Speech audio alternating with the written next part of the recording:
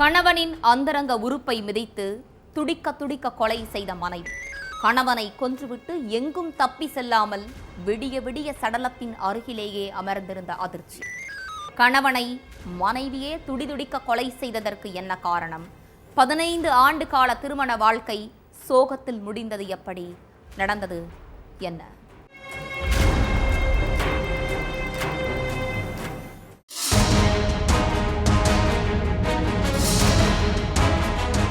வீட்டில் ஆழ்ந்து தூங்கிட்டு இருந்த ஒரு பெண்ணுக்கு உறவினரான சவிதா கிட்ட இருந்து போன் கால் வந்திருக்கு. காலங்காத்தாலேயே இவங்க எதுக்கு போன் பண்றாங்கன்னு முணங்கிக்கிட்டே அரைகுறை தூக்கத்துல அந்த போன் காலை அட்டன் பண்ணி பேசியிருக்காங்க. அப்போ என் புருஷனை கொன்னுட்டேன், இப்போ என்ன பண்றதுன்னு தெரியல, நீ சீக்கிரம் வீட்டுக்கு வர்றியான்னு கேட்டிருக்காங்க சவிதா.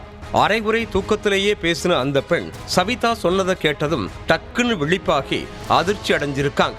என்ன சொல்ற, ஏன் இப்படி பண்ணன்னு அந்த உறவுக்கார பெண் அடுக்கடுக்கா கேள்விகளா கேட்டிருக்காங்க.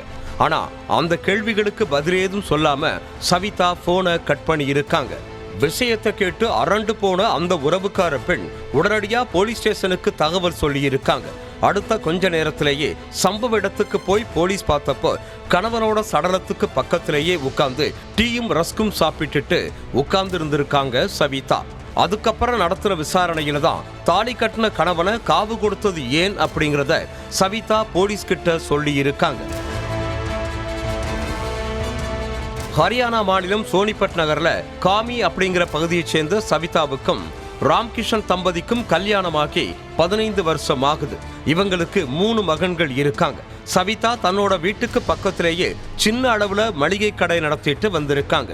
இதுக்கு நடுவுல சவிதா கடைக்கு உணவுப் பொருட்களை கொண்டு வந்து கொடுக்கிற நபரோட அவங்களுக்கு பழக்கம் ஏற்பட்டிருக்கு. இந்த பழக்கம் நாளடைவுல திருமணத்தை மீறின உறவா மாறி இருக்கு.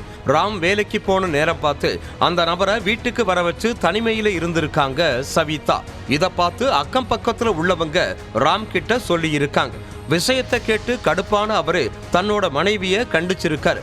ஆனா அதுக்கப்புறமும் சவிதா தன்னோட தகாத உறவை கைவிடாம தொடர்ந்துகிட்டே இருந்திருக்காங்க. இவ்வளவு சொல்லியும் திருந்தாம உன் இஷ்டத்துக்கு பண்றியான்னு ராம் சவிதாவை அடிச்சிருக்காரு. இனிமே நீ கடைக்கே போக வேண்டாம், கடையை வேற யாருக்காவது வாடகைக்கு விட்டுருவோம்னு சொன்னதோட மனைவியோட செல்போனையும் வாங்கி வச்சிருக்காரு. சவிதாவுக்கு அந்த நபர் கூட மட்டுமில்லாம பல ஆண்களோடவும் தொடர்பு இருந்ததாகவும் சொல்லப்படுது. சம்பவம் நடந்த 5ஆம் தேதி நைட்டு ஃபுல் போதையில வீட்டுக்கு வந்த ராம் மனைவி கிட்ட சண்டை போட்டிருக்காரு. பதிலுக்கு சவிதாவும் பேசி தகராறு பண்ணி இருக்காங்க. இப்படியே வாக்குவாதம் நீண்டுகிட்டே போனதால அவங்கள அடிக்க பாஞ்சிருக்காரு ராம். மனைவிக்கு நிறைய ஆண்களோட தகாத உறவு இருக்கிறது நினைச்சு ஏற்கனவே ஆத்திரத்துல இருந்த ராம் மனைவிய தகாத வார்த்தையில பேசி அடிச்சு மிதிச்சு துன்புறுத்தி இருக்கார்.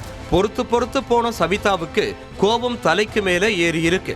திடீர்னு ஆவேசமானவங்க கணவர் ராம அடிச்சு கீழே தள்ளி விட்டு இருக்காங்க. கீழே எழுந்தவர் மேல ஏறி உட்கார்ந்த சவிதா அவரோட வாயில ஒரு துணியை திணிச்சு கழுத்தை நெரிச்சிருக்காங்க.